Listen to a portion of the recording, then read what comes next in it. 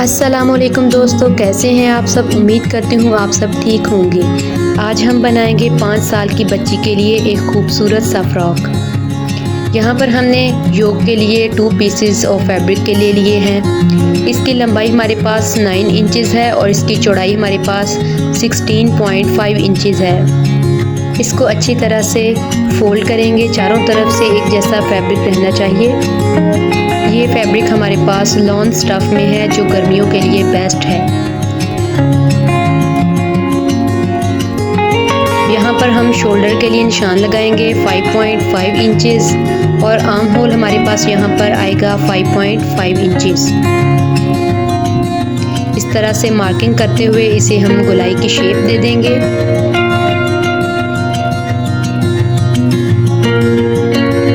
इसके बाद इसकी कटिंग करेंगे।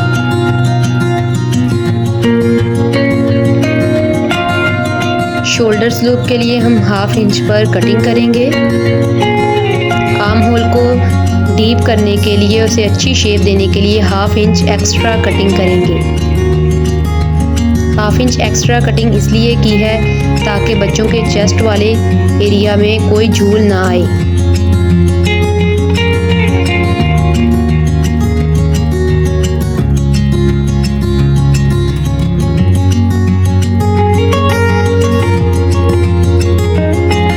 यहाँ पर हमने योक के दोनों पीसेस को इस तरह से फोल्ड करके रख लिया है। अब यहाँ पर हम इनकी नेकलाइन की कटिंग करेंगे।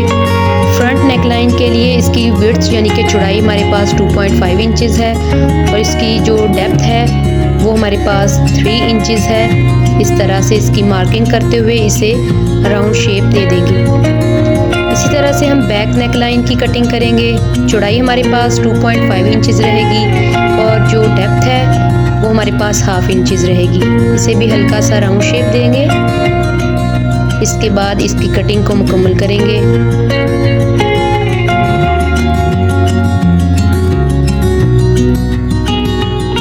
बैक वाले पार्ट को हम एक साइड पर कर देंगे और फ्रंट वाला जो है उसे हम पहले तैयार करेंगे। सेंटर में से इसकी कटिंग कर दें। यहाँ पर हमने बॉटम फ्रिल के लिए 4 फोल्ड फैब्रिक ले लिया है।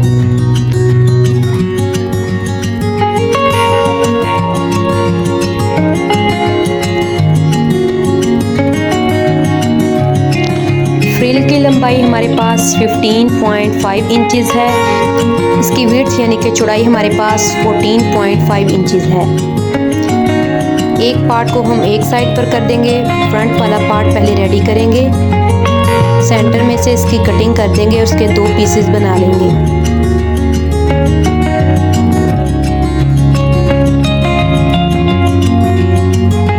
यहाँ पर हमारे पास फ्रंट वाला पार्ट जो है वो आ चुका है। इसे हम इस तरह से रखेंगे।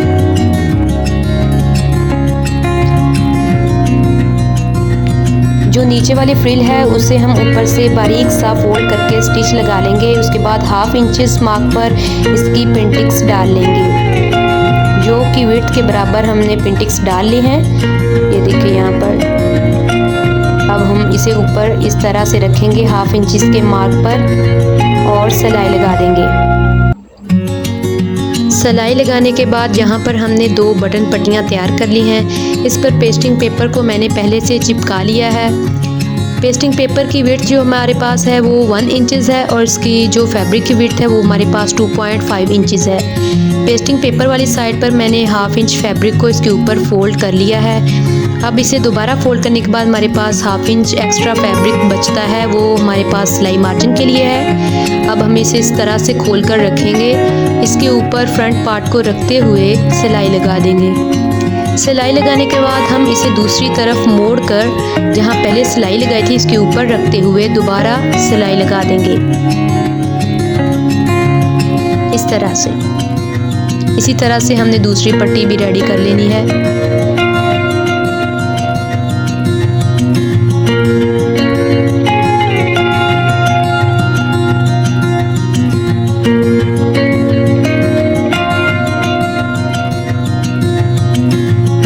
बटन पट्टियों को हमने फिनिशिंग के साथ स्टिच कर लिया है। मैंने बटन पट्टी के दोनों साइडों पर सिलाई लगाई है। अब हम एक पट्टी को उठाकर इसके ऊपर रखेंगे और सेंटर को बिल्कुल मैच करेंगे और इसे पिन अप कर देंगे।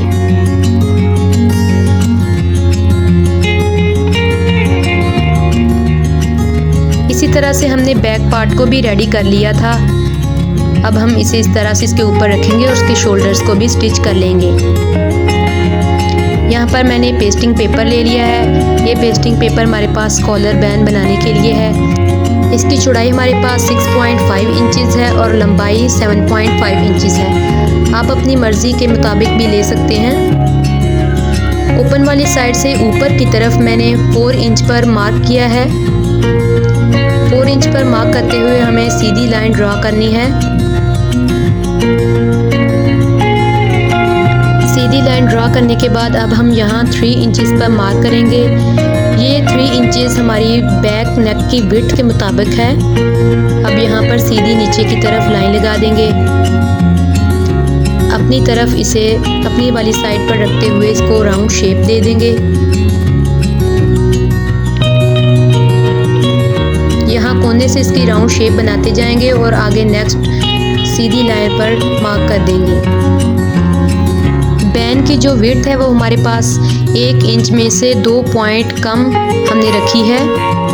इसकी चौड़ाई इतनी ही रहेगी हमारे पास, क्योंकि ये एक बच्ची के लिए है। बड़ों के लिए ये 1 इंच भी हो सकता है। राउंड शेप में मार्किंग करने के बाद इसको हम निशानात के मुताबिक इसकी कटिंग कर लेंगे। कॉलर बैंड की लेंथ को हम थोड़ा सा ज़्यादा रखेंगे ताकि नेक के अराउंड इसे पूरा करके बाद में जो एक्स्ट्रा बचेगा उसे हम कट कर देंगे। हमारे पास राउंड कॉलर बैंड की जो कटिंग है वो आ चुकी है। राउंड बैंड पहने हुए बहुत ही खूबसूरत लगता है और ये हमारी नेक को ज़रा भी इरिटेट नहीं करता। अब हमने बैंड को किस तरह से तैयार करना है और इसे किस तरह से स्टिच करना है, इसकी मुकम्मल स्टिचिंग जो है मैंने वो अपनी पिछली कई वीडियोस में बताई हुई है। काइंडली आप अगर इसकी जो स्टिचिंग है वो देखना चाहते हैं तो आप मेरी पिछली वीडियोस में देख सकते हैं। यहाँ पर हमारे पास बैंड रेडी हो चुका है। इसे फोल्ड करके सेंटर में एक निशान बना लेंगे। अब हम इसे नेक के अराउंड अटैच करेंगे। बैंड पर जो पेस्टिंग पेपर वाली साइड है इसे हम इस तरह से बैक के सेंटर पर रखेंगे। 1/2 इंच के निशान पर इसे इस तरह से रखते हुए चारों तरफ से सिलाई लगा लेंगे।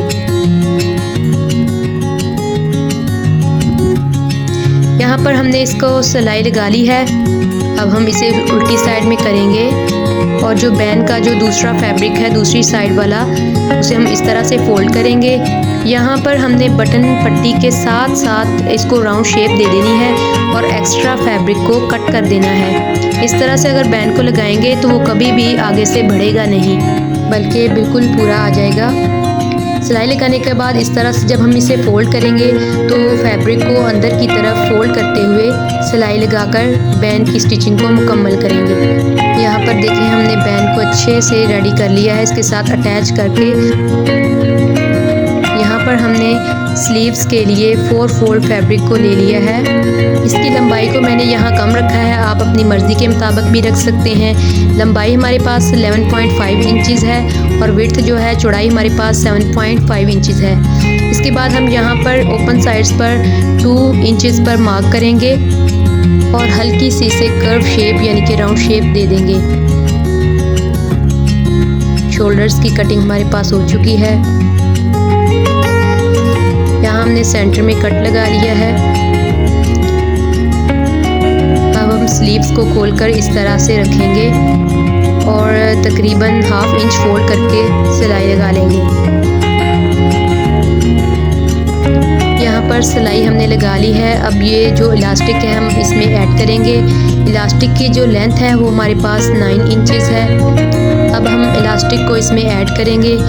इलास्टिक को ऐड करने के लिए आप किसी सेफ्टी पिन का भी इस्तेमाल कर सकते हैं। अब मैंने ऊपर की तरफ 6 इंच पर मार्क किया है। सेकंड इलास्टिक को यहाँ पर हम अटैच करेंगे। इस तरह से इसकी सीधी लाइन को ड्रा कर देंगे ताकि इलास्टिक लगाने में आसानी रहे।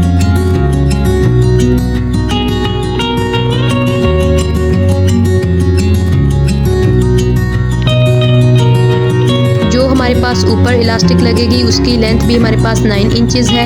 इसे हम इस तरह से खींच कर लगाएंगे और ऊपर से सिलाई लगा देंगे इस तरह से। यहाँ पर हमने स्लीव्स को रेडी कर लिया है।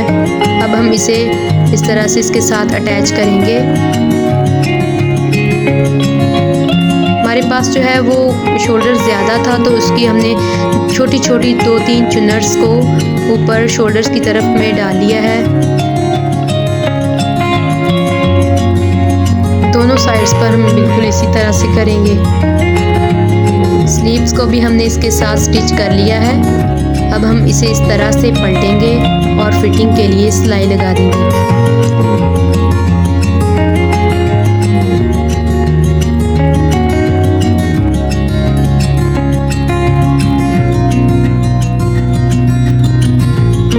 नीचे से हम 1/2 इंच पर फोल्ड करेंगे और इसे सिलाई लगा देंगे। सिलाई लगाने के बाद मैंने यहाँ पर बटन भी अटैच कर दिए हैं। ये हमारे पास इसकी फाइनल लुक आ चुकी है। उम्मीद करती हूँ कि आपको ये मेरा आज का डिज़ाइन भी बहुत पसंद आया होगा। आप पहले भी मेरी वीडियोस पर बहुत ज़्यादा मुझे सपोर्ट करते हैं, इसके लिए आप लोगों का बहुत बहुत शुक्रिया। यहाँ पर मैंने बटन्स अटैच कर लिए थे। ऊपर मैंने सिर्फ एक बटन अटैच किया था गले को खोलने के लिए, पिच बटन को अटैच किया था। इसके ऊपर दूसरे फैंसी बटन लगाकर इसकी फिनिशिंग को मुकम्मल कर दिया था। ये बाजू भी इंतहाई खूबसूरत लगते हैं बच्चों के पहने हुए। आई होप कि आपको आज की वीडियो बहुत पसंद आई होगी। यहाँ पर मुझे दें इजाज़त, दुआओं में याद रखिएगा। इंशाल्लाह नेक्स्ट वीडियो में मिलेंगे। अल्लाह हाफिज़।